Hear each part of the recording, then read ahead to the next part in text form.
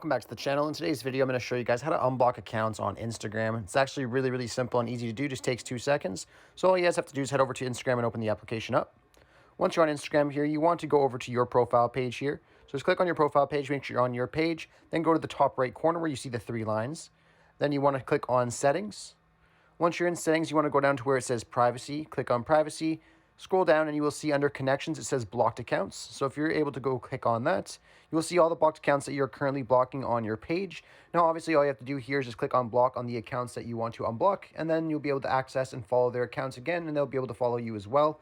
So very simple. I really hope I was able to help you guys out with showing you guys where to access this setting on Instagram. If this video does help you guys out, be sure to leave a like on the video and subscribe for more. Thanks for watching.